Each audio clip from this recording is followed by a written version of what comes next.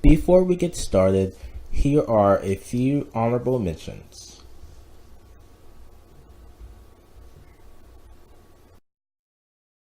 No, I don't mean to be cruel. No, I don't mean to be cruel.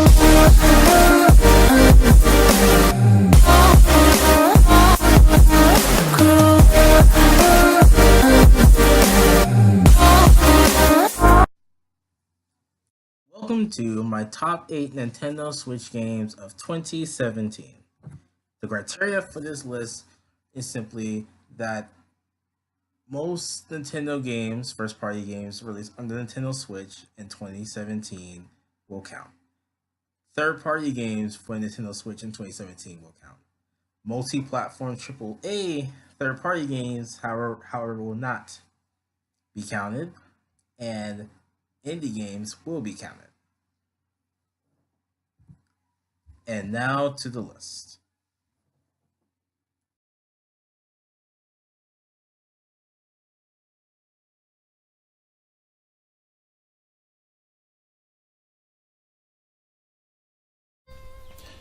Golf Story. Golf Story took me by surprise. I've always enjoyed playing golf games, mini golf games like golf, Wii Sports Golf, Wii Sports Resort Golf, Mario Golf, things like that. I even enjoy playing mini golf, but I've also enjoyed RPGs. And I found this game really cheap on Nintendo eShop, and it just grabbed my attention because it was a RPG, but it was an RPG about golf. And I was like, you know what? This could work out. And so I got the game, and I was very, very impressed.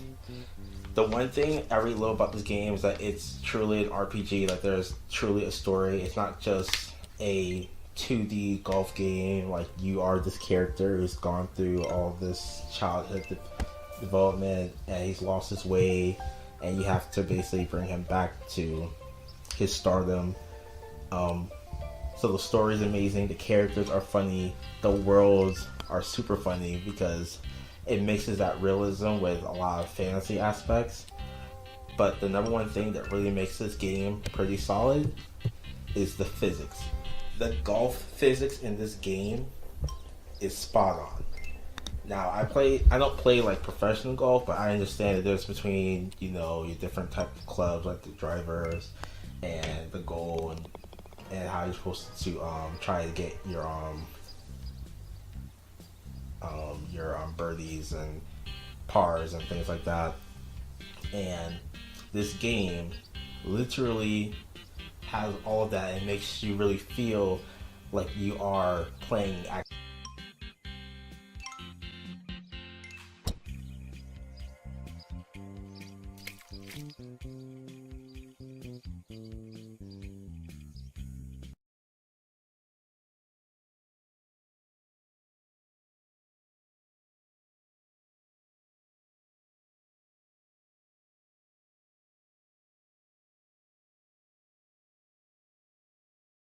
I had never played a Fire Emblem game. I knew of the characters and the world and the lore, but I had never played the game. I had also never played a Dynasty Warriors game. Didn't even know what Dynasty Warriors was. But when I heard about Fire Emblem Warriors, it just ticked something. Like, I knew who these characters were. I never played the actual Fire Emblem games. I know they're turn-based, but this action feel made me just want to give this game a try. I had heard mixed feelings about it. Some people like the game, some people hate the game. I was like, hey, I'll try it. I went and bought the special edition for it, and I have to say that Fire Emblem Warriors was worth the purchase. The story is amazing. Now, I know that the two new protagonists, Rowan and forgot the girl's name, are I guess they're not completely canon because this is technically not like an official Fire Emblem game, but I love the protagonists, I feel their personalities are really cool, and they help me really enjoy the world of Fire Emblem more. And what makes this game awesome is that all the popular characters from all the other games, so from Awakening, Birthright, Conquest, they're all back in this game too, and they come in so well. It's funny because you see Lucina seeing Chrom, and it's like, whoa, that's interesting. You know, and that's very interesting because that's daughter meeting father. It's really, really cool. Also, one thing I really love about this game is simply the combat system. Now, the combat is, you know, normal hack and slash combat, but the progression system is really cool because you level up, but you can you have what are these like strength brackets where you can strengthen different aspects of the character, and it's just really, really enjoyable. Overall, this is a pretty good game.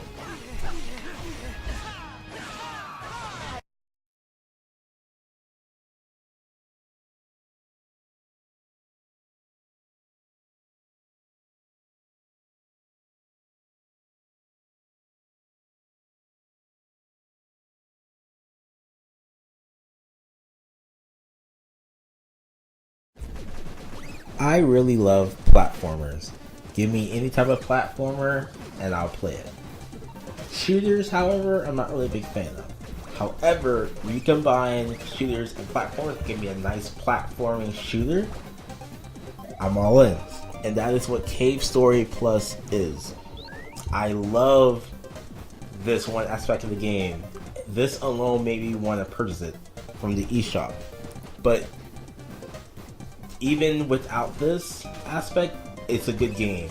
The art style, the pixelated art style is amazing. Even though this game is over a decade old, it still looks amazing. The worlds are vibrant and beautiful. The bosses are very bad and very hard and challenging, which makes it even more fun. The story is very funny. There's lots of lovable characters. And overall, just an awesome game and worth the purchase.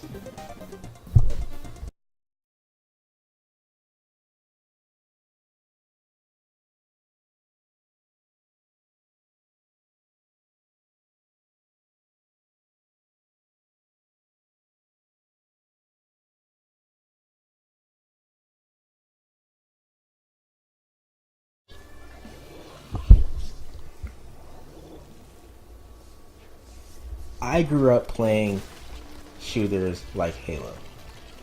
Besides Halo, I hate shooters. I hate Call of Duty and all those games like that because shooters just annoy me. However, I love Nintendo. And then I saw Splatoon. I heard Splatoon on the Wii U. I didn't get a chance to play it. I didn't own the Wii U. But when I heard that Splatoon 2 was coming to Nintendo Switch, I was just hooked. I was like, I need to try this game out and see for myself why it's so popular. And I did. I got it on launch day. I got the special Splatoon Pro controller. And it's amazing. Like, it's beautiful. Like, it's really, really beautiful. All the vibrant colors, the maps you do for multiplayer are all amazing. The story mode, though kind of short and can get kind of dull sometimes, was still very challenging. I really, really like the challenge. And I just really feel like I can. This is a game, this is a shooter that I can really play, despite my skill level, and actually have fun. Of all the weapons in the game, I really enjoy the rollers. The rollers I feel are the best weapons. And honestly, comparing Splatoon to every other fighting, shooter game I've ever played, I have to say Splatoon is one of the best, if not the best, because it just appeals to a wider variety of people.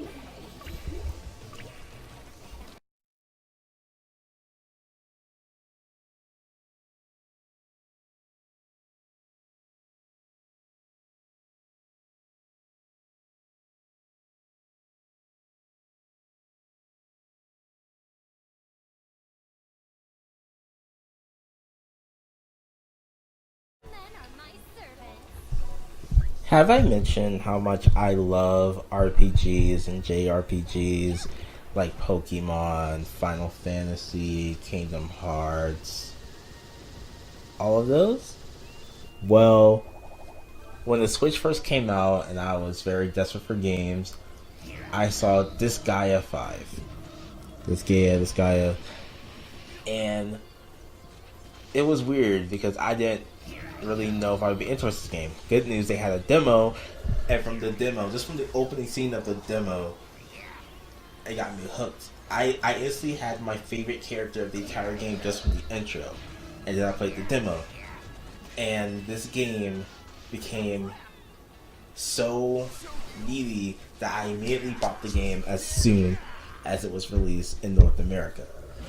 This game has some of the best dynamic storytelling elements ever. Like, the story is vast, long, and deep. Just when you think you know something, something else happens and make you rethink what you think.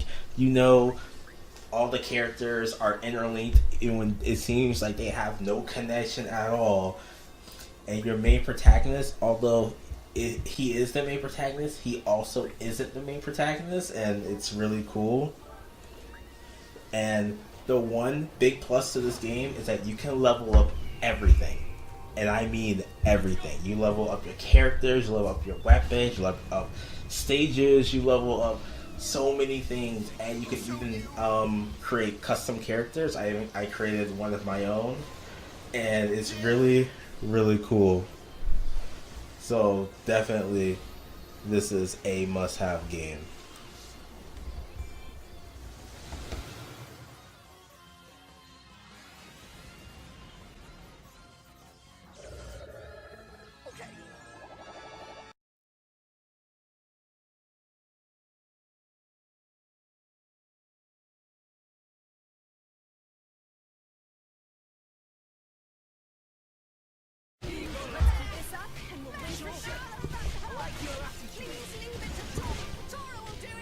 Once again, I love me some RPGs. I have heard of this game series when the first game came out on the Wii. Was the Wii or Wii U, the first game, and then I know there was another game that wasn't necessarily a sequel, but it came out on, I think, the 3DS. But when this game was announced, I really wasn't sure about it, but Nintendo hyped this game up so much I couldn't ignore it. And this game turned out being one of my favorite games that I've ever purchased for my Nintendo Switch. The story is so good, the characters are so good, the world is so vast that I still have not finished. I'm like maybe 35% into the story because I'm over here enjoying this game. The worlds are so vast and beautiful. Like, you travel on these creatures known as Titans, and you battle with these other creatures known as Blades, and you yourself are a driver who controls the Blades. It's so amazing. The combat system at first took some getting used to because you're not really like, it's not like it's real-time combat, but it's not real-time as if you're like mashing buttons. Is more so you're auto attacking, but you're comboing and doing big attacks when you need to. And at first I thought it would be boring, but no, it's very tactical, it's very challenging, and it's very fun. There's tons and tons and tons of regular blades, rare blades, and legendary blades.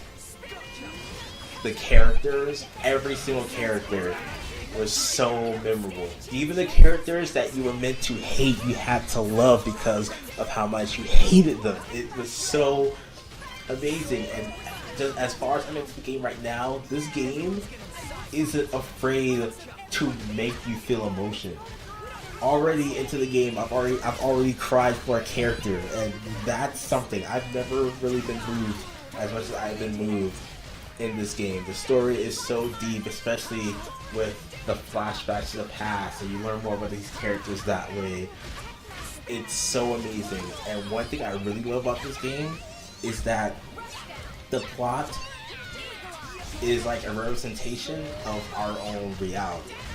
As you go deep into the game, you find out a lot of people's pursuits and goals, and at the very end, you learn some deep stuff that really makes you think about who you are, about the world, and about, you know, like who you are, what your beliefs are, how you identify as, and your relationships with people, things like that. This game is very deep, and I love that about this game.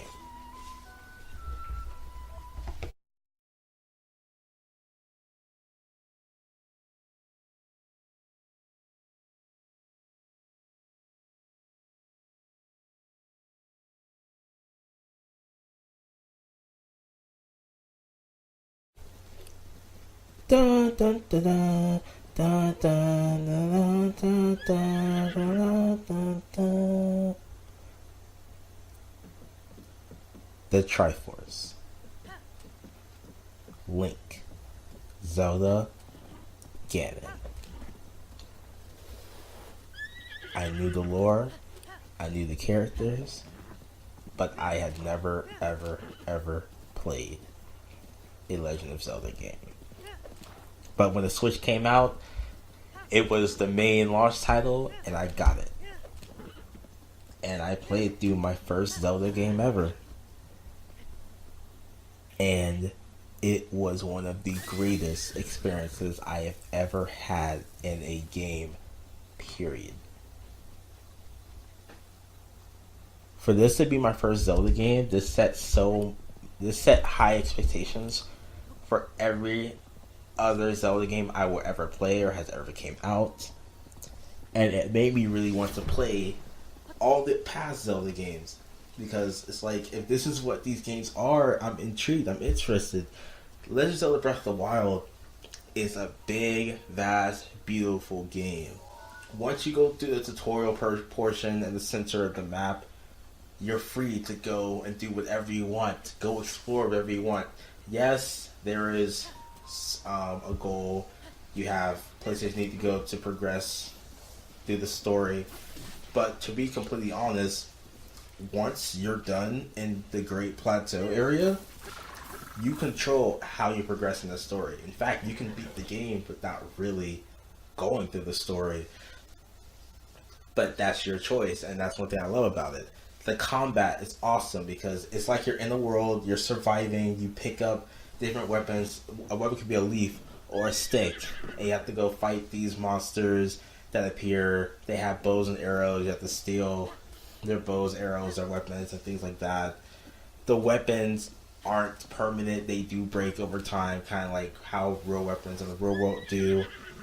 The survival element is awesome. You have different hearts for you have a certain amount of hearts and a certain amount of stamina.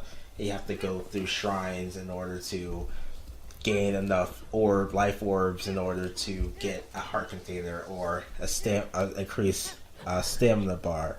But you get hungry, you get cold, you can burn up, you can drown, you can do all these things, and it feels like I'm really in this world.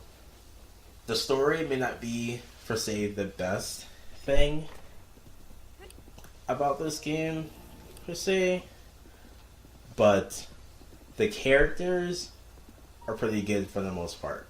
My favorite characters have to be all the Ganon Blights and Dark Beast Ganon. My favorite Ganon Blight has to be Thunder Blight Ganon. Best one ever. And then Dark Beast Ganon was like a nod to Ocarina of Time and things like that, because that was one of the best Ganons visually. I love this game. I continue to play it. There's so much more to it, and I am really looking forward to the next installment in the Legend of Zelda series.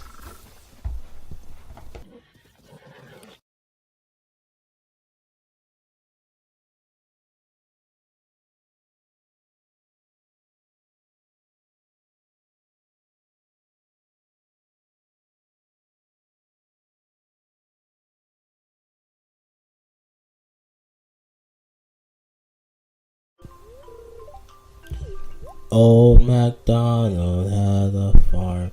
E-I-E-I. No. I hate farming games. One of the games I love simulator games, but I hate farming games. All the farming simulators, they suck. They literally suck. And yet, my favorite game on this Switch of 2017 is a farming simulator. But it's more to the farming simulator. Stardew Valley, an indie developed game for $15 on Nintendo eShop, developed by a single individual, is my favorite game on the Switch in 2017, beating Legend of Zelda, Xenoblade, and all the other big RPGs. But how? Simple. It's a farming simulator, but it's more than just that. It's a life simulator. And I love life simulator games like The Sims. In this game, you're a farmer. You inherit your grandpa's farm, and you're told that you're a farmer. You have a farm to raise, but that's not what you have to do. You don't even have to farm ever on your. You don't have to do any farming ever. There are some other things you can do. You can go fishing. You can go crabbing or using crates to like capture crabs and other treasures. You can go foraging. You can go into the mines and fight creatures and get treasures that way. There's so much more to the game besides just farming, and that's what makes it awesome. The world is very beautiful, visual. There's lots of multiple different stories going along, but everything is dependent on you. The townspeople is full of multiple different characters and their different stories and backgrounds and things like that. And for the first time ever in the game, besides maybe Xenoblade, as I mentioned before, relationships of NPCs actually matter. Because the more you build relationships with these NPCs, the more they give you gifts, and some NPCs you can marry, have kids with, and everything like that. Overall, one of the best games ever.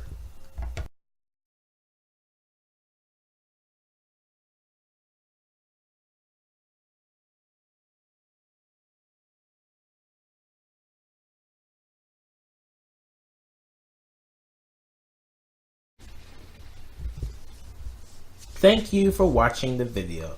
If you enjoyed the video, please be sure to like it, subscribe to the channel, and share the video with a friend. And please feel free to comment below and follow us on social media. Thanks and have a nice day.